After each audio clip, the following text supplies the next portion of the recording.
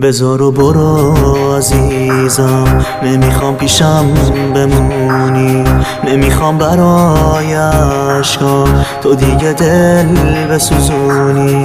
بذار عمر من تموم شه حالا که مرگم رسیده، نذار عشقات سنگ قبر شه واسه خاک قبر این دل.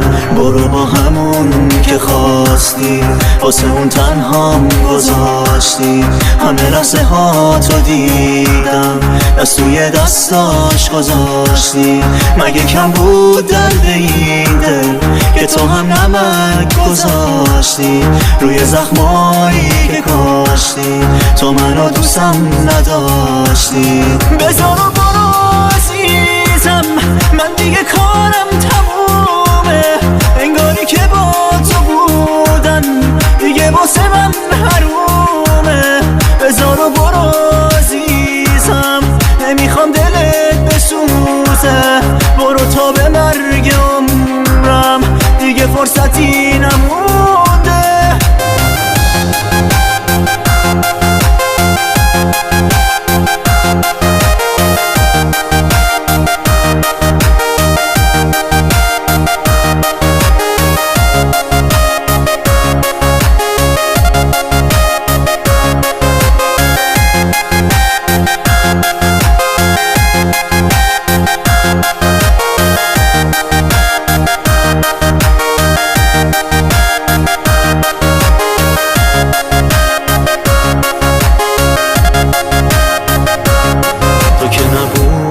ببینی بی تو من چیا کشیدم، حالا که دارم میمیرم اومدی تو رو ببینم.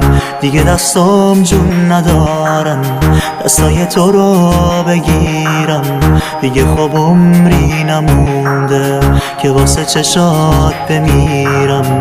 بذار و برو عزیزم، نمیخوام پیشم بمونی، نمیخوام برای عشقا تو دیگه دل بسوزونی.